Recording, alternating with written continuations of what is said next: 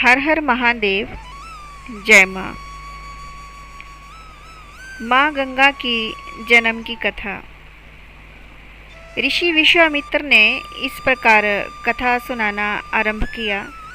पर्वतराज हिमालय की अत्यंत रूपवती, लावण्यमयी एवं सर्व गुण संपन्न दो कन्याएं थीं। सुमेरु पर्वत की पुत्री मैना इन कन्याओं की माता थी और हिमालय की बड़ी पुत्री का नाम गंगा और छोटी पुत्री का नाम उमा था। गंगा अत्यंत प्रभावशाली और असाधारण देवी गुणों से संपन्न थी। वह किसी बंधन को स्वीकार न कर मनमाने मार्गों का अनुसरण करती थी और उसकी इस असाधारण प्रतिभा से प्रभावित होकर देवता लोग विश्व के कल्याण की दृष्टि से उसे हिमालय से मांगकर ले गए थे। पर्वतराज की दूसरी कन्या उमा बड़ी ही तपस्विनी थी। उन्होंने कठोर एवं असाधारण तपस्या करके महादेव जी को वर के रूप में प्राप्त किया। विश्वामित्र के इतना कहने पर राम ने कहा, भगवान, जब गंगा को देवता सुरलोक ले गए तब पृथ्वी पर कैसे अवतरित हुई और गंगा को त्रिपथगा क्यों कहते हैं? इस पर ऋषि विश्वामित्र ने कहा, महादेव जी का विवाह तो उमा के साथ हो गया था, किंतु 100 वर्ष तक भी उनके किसी संतान की उत्पत्ति नहीं हुई। तो एक बार महादेव जी के मन में संतान को उत्पन्न करने का विचार आया। तब उनके इस विचार की सूचना ब्रह्मा जी सहित देवताओं को मिली तो वे विचार करने लगे कि शिवजी के संतान का जो तेज होगा उसको कौन संभाल सकेगा। उन्होंने अपनी इस शंका को शिवजी के सम्मुख प्रस्तुत किया। उनके कहने पर अग्नि ने यह भार ग्रहण किया और परिणाम स्वरूप अग्नि के समान महान तेजस्वी स्वामी कार्तिकेय जी का जन्म हुआ। देवताओं के इस षड्यंत्र से उमा के संतान होने में बाधा पड़ी तो उन्होंने क्रुद्ध होकर देवताओं को शाप दे दिया कि भविष्य में वे कभी भी पिता नहीं बन सकेंगे। इस बीच सुरलोक में विचरण करती हुई गंगा से उमा की भेंट हुई। गंगा ने उमा से कहा कि मुझे सुरलोक में विचरण करते हुए बहुत दिन हो गए हैं। मेरी इच्छा है कि मैं अपनी मातृभूमि पृथ्वी पर विचरण करूं।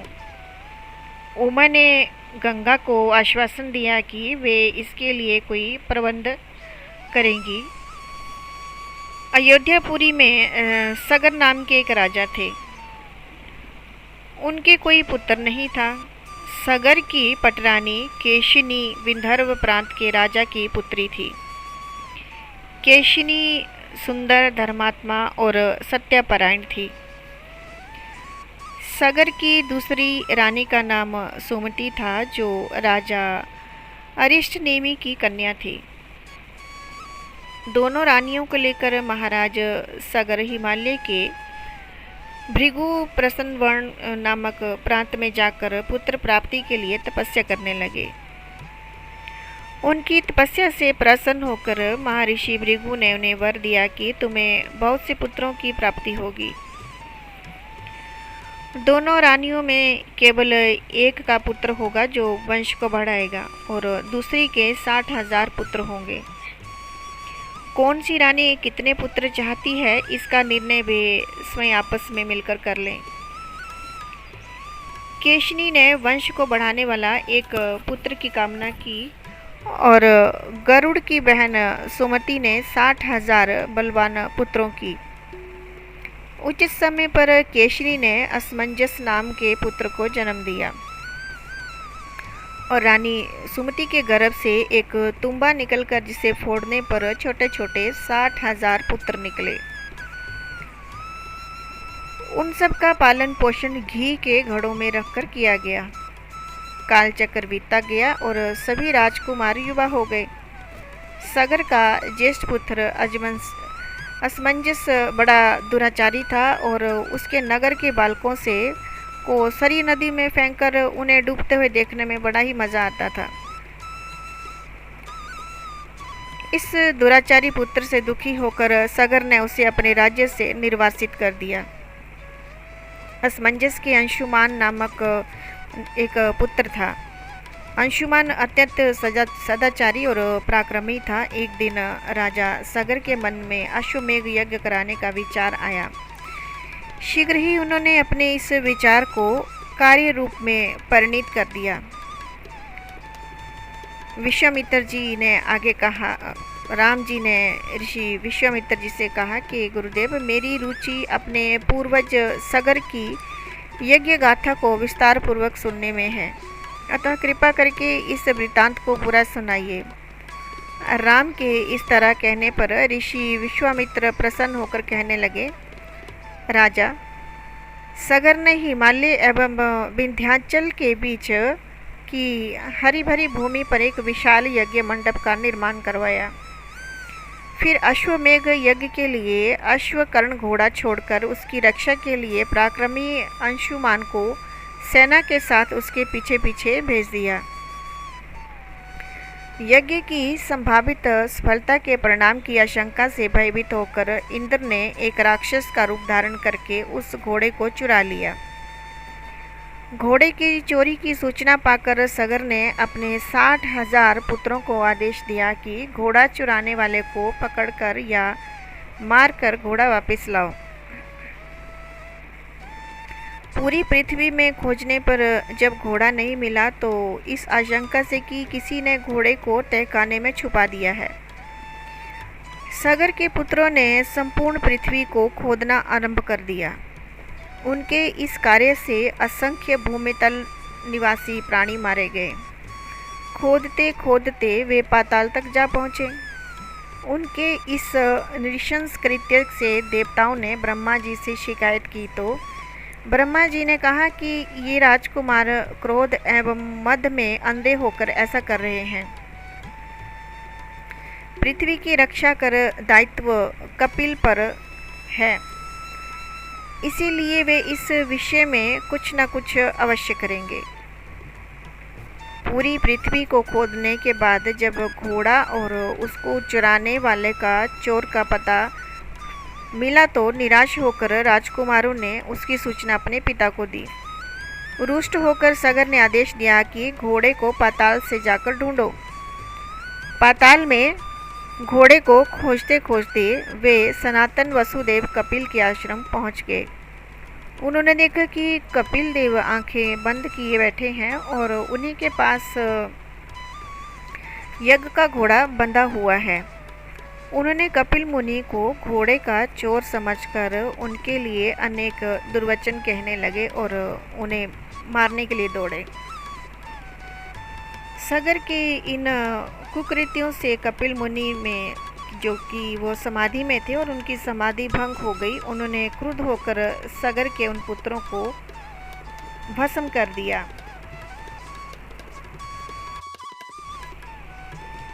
जब महाराज सगर को बहुत दिनों तक अपने पुत्रों की सूचना नहीं मिली तो उन्होंने तेजस्वी पुत्र अंशुमान को अपने पुत्रों के तथा घोड़े को पता लगाने के लिए आदेश दिया।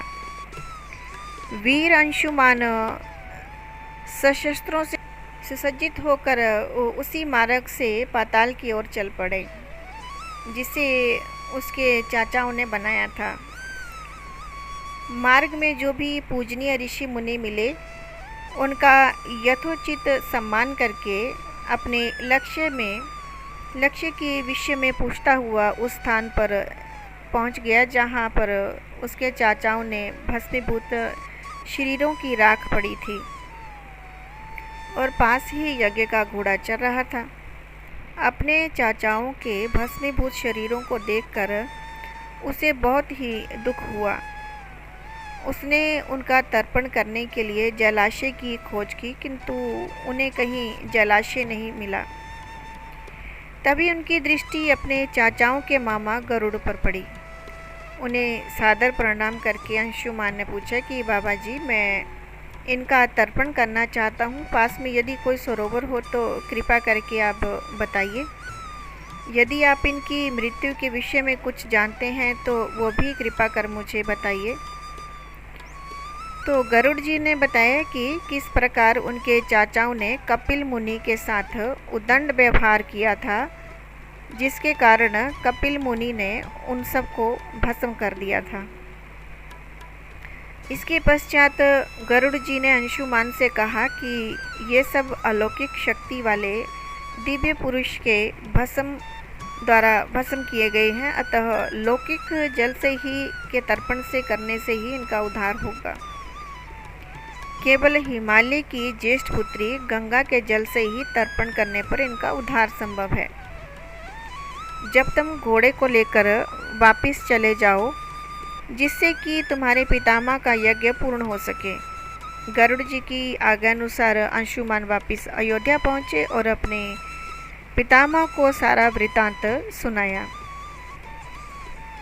महाराज सगर ने दुखी मन से यज्ञ पूरा किया और वे अपने पुत्रों के उद्धार करने के लिए गंगा को पृथ्वी पर लाना चाहते थे, पर ऐसा करने के लिए उन्हें कोई युक्ति नहीं सूझ रही थी। थोड़ा रुककर ऋषि विश्वामित्र कहा कि महाराज, सगर के देहांत के पश्चात अंशुमान बड़ी न्यायप्रियता के साथ शासन करने लगे। अंशुमान के परम प्रतापी पुत्र दिलीप हुए। दिलीप के व्यसक हो जाने पर अंशुमान दिलीप को राज्य का भार सौंपकर हिमालय की कंदराओं में जाकर गंगा को प्रसन्न करने के लिए तपस्या करने लगे, किंतु उन्हें सफलता प्राप्त नहीं हो पाई और उनका स्वर्गवास हो गया। इधर जब राजा दिलीप का धर्मनिष्ठ पुत्र भागीरथी बड़ा हुआ तो उसे राज्य का कारोबार सौंप कर दिलीप भी गंगा जी की पृथ्वी पर लाने के लिए तपस्या करने चले गए, पर उन्हें भी मन वांछित फल नहीं मिला। भागीरथ बड़े ही प्रजावत्सल नरेश थे, किंतु उनकी कोई संतान नहीं हुई। इस पर वे अपने राज्य का भार मंत्रियों को सौंपकर स्वयं गंगावतरण के लिए गोकर्ण नामक तीर्थ स्थल पर जाकर कठोर तपस्या करने लगे। उनकी अभूतपूर्व तपस्या से प्रसन्न होकर ब्रह्मा जी ने उन्हें वर मांगने के लिए कहा। भागीरथ ने ब्रह्मा जी से कहा कि हे प्रभु, यदि आप मुझ पर प्रसन्न हैं तो मुझे ये वर दीजिए कि सगर के पुत्रों को मेरे प्रयत्नों से गंगा का जल प्राप्त हो, जिससे उनका उद्धार हो सके। इसके अतिरिक्त मुझे संतान की प्राप्ति का भी वर दीजिए, ताकि इक्ष्वाकु वंश का नाश ना हो। ब्रह्मा जी ने कहा कि संतान का तेरा मनोरथ जो है वो शीघ्र ही पूर्ण हो जाएगा, किंतु तुम्हारे मांगे गए प्रथम वर को देने में कठिनाई है कि जब गंगा जी वेग के साथ पृथ्वी पर अवतरित होंगी तो उनके वेग को पृथ्वी संभाल नहीं सकेंगी। गंगा जी के वेग को संभालने की क्षमता महादेव जी के अतिरिक्त और किसी में भी नहीं है, इसलिए तुम्हें महादेव जी को प्रसन्न करना होगा। इतना कहकर ब्रह्मा जी अपने लोक चले गए। भागीरथ ने सांस नहीं छोड़ा।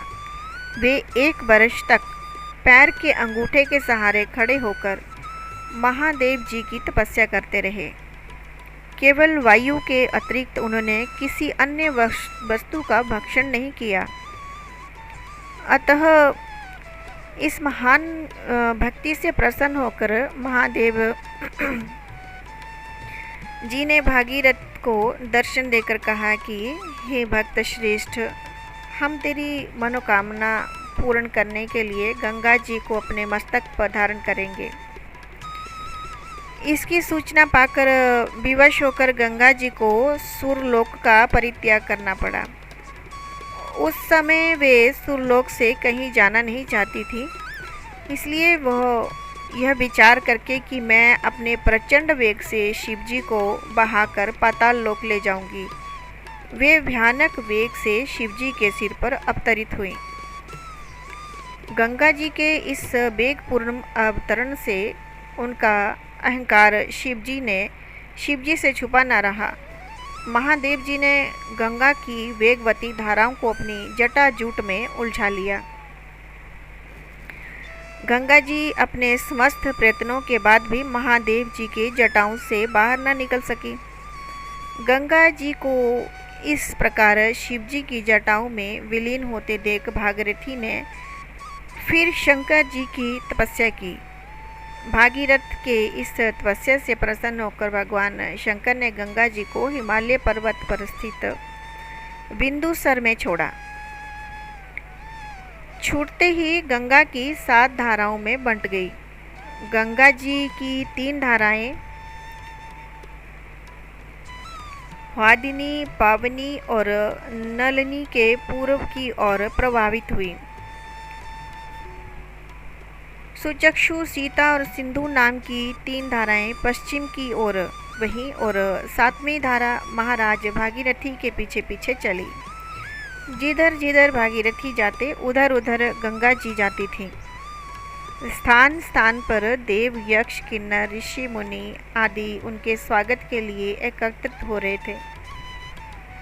जो भी उस जलाशय का स्पर्श करता था वह बाधाओं से मुक्त हो जाता था। चलते चलते गंगा जी उस स्थान पर पहुंची जहां ऋषि जामनु यज्ञ कर रहे थे। गंगा जी अपने वेग से उनकी यज्ञशाला को संपूर्ण सामग्री के साथ बहाकर ले जाने लगी। इससे ऋषि को बहुत क्रोध आया और उन्होंने क्रुद्ध होकर गंगा का सारा जल पी लिया। यह देखकर समस्त ऋषि मुनियों को बड़ा ही विस्मय हुआ और वे गंगा जी को मुक्त कराने के लिए उनकी स्तुति करने लगे। उनकी स्तुति से प्रसन्न होकर जमनु ऋषि ने गंगा जी को अपने कानों से निकाल दिया और उन्हें अपनी पुत्री के रूप में स्वीकार किया। तब से गंगा जाह्नवी कहलाने लगी। इनके पश्चात भागीरथी के पीछे चलते चलते समुद्र तक पहुंच गई और वहां से सगर के पुत्रों का उद्धार करने के लिए रसातल में चली गई। उनके जल के स्पर्श से भस्मीभूत हुए सगर के पुत्र निष्पाप होकर स्वर्ग चले गए। उस दिन से गंगा के 3 नाम हुए, त्रिपथगा, जाह्नवी और भागीरथी। हर हर महादेव। जय मां।